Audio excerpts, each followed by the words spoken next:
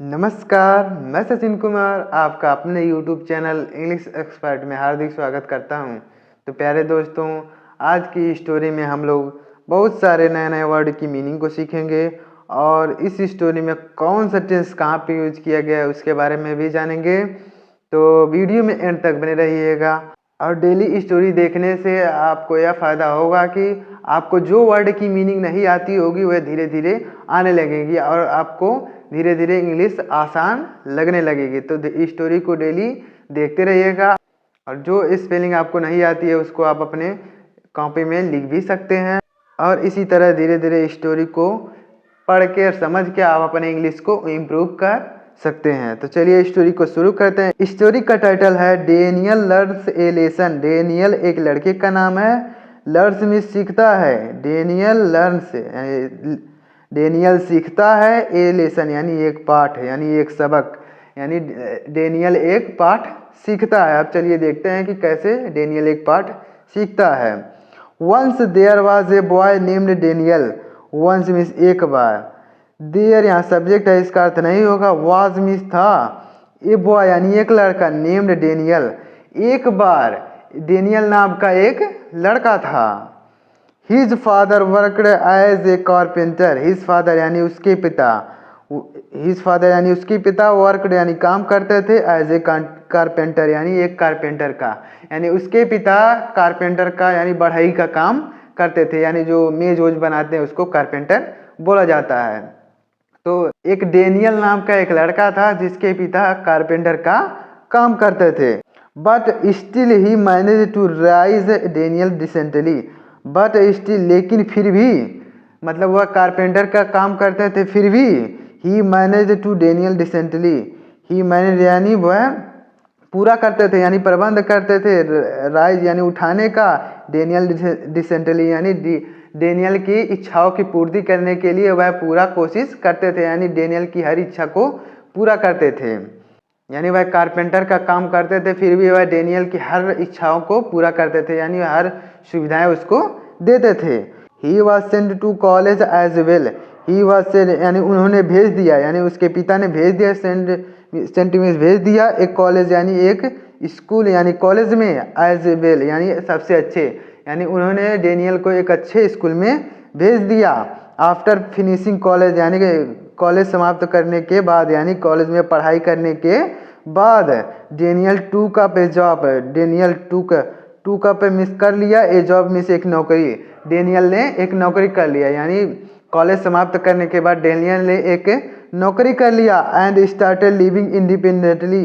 And started living और रहना शुरू कर दिया, लिविंग में से रहना, स्टार्टेड में शुरू कर दिया और रहना शुरू कर दिया, इंडिपेंडेंटली यानी स्वतंत्रता पूर्वक, यानी जब उसको नौकरी मिल गई तो वह स्वतंत्रता पूर्वक रहने लगा, यानी अब वह अपने पिता से खर्चा यानी पैसा वैसा नहीं लेता था और वह अपने पैर पे खड़ा हो गया।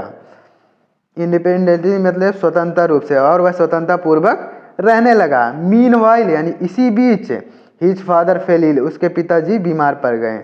इसी बीच उसके पिताजी बीमार पड़ गए। He could not continue his work. He could not continue यानी वह अपना काम जारी नहीं रख सके। He could not continue his work, continue miss होता है जारी रखना, हिज वर्क यानी अपना काम, वह अपना काम जारी नहीं रख सके, यानी वह बीमार पड़ गए और वह अपना काम जारी नहीं रख सके। One day he asked Daniel. One day यानी एक दिन, ही आस्क्ड यानी उसके पिता ने, यानी डेनियल के पिता ने, आस्क्ड यानी कहा, डेनियल यानी डेनियल से, एक दिन डेनियल के पिता ने डेनियल से कहा, सन आई नीड सम मनी, यानी बेटे, आई नीड यानी मुझे ज़रूरत है, सम मनी यानी कुछ पैसों की, यानी मुझे कुछ पैसों की ज़रूरत है। डेनियल लाइड सेइंग यानी डेनियल झूठ बोलते हुए कहता है। डेनियल लाइड यानी झूठ बोलते हुए, सेइंग यानी कहता है। डेनियल झूठ बोलते हुए कहता है, फादर यानी पिताजी, I do not have any money to give you. I do not have यानी मेरे पास नहीं है, एनी मनी यानी कोई पैसा, टू गिव यू यानी आपको देने के लिए, यानी डेनियल ने झूठ बोलते हुए कहा कि मेरे पास कोई पैसा नहीं है आपको देने के लिए।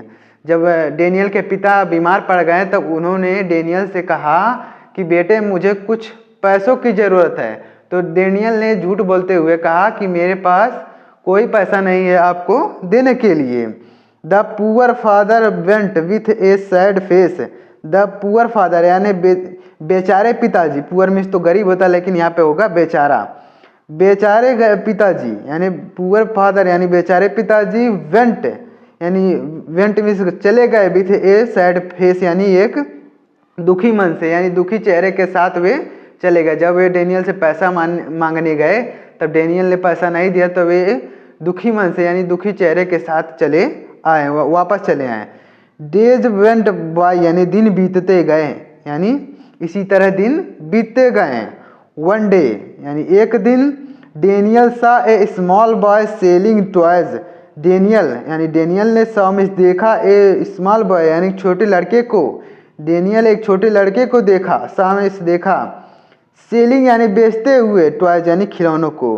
एक दिन डेनियल ने एक छोटे लड़के को खिलौना बेचते हुए देखा। डेनियल आस्क्ड यानी डेनियल ने पूछा, why are you selling toys, why are you selling यानी अब डेनियल उस लड़के से पूछ रहा है why are you selling toys. Why माने क्यों, आर माने हो, यू सेलिंग यानी बेच रहे हो, टॉयज यानी खिलौने, यानी तुम खिलौने क्यों बेच रहे हो। डेनियल उस छोटे लड़के से पूछ रहा है तुम खिलौने क्यों बेच रहे हो। द बॉयज रिप्लाइड यानी लड़का उत्तर देता है यानी लड़का जवाब देता है। अब देखिएगा कि लड़का क्या जवाब देता है।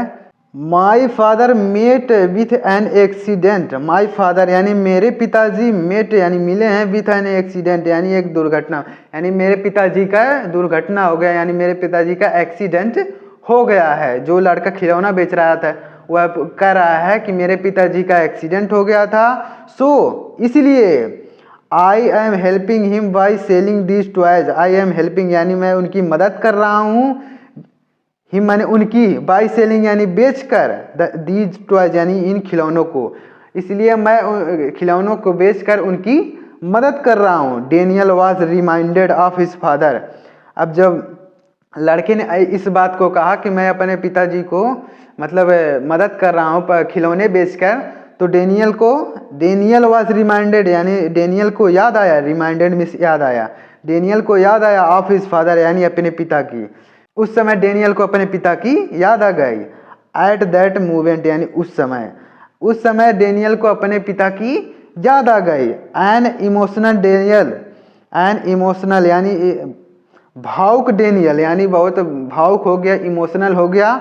इमीडिएटली यानी तुरंत, वेंट मीन्स गया, भावुक डेनियल तुरंत गया, वेंट मीन्स गया, टू मीट हिम यानी उनसे मिलने के लिए, भावुक डेनियल उनसे मिलने के लिए तुरंत गया। इमीडिएटली माने तुरंत।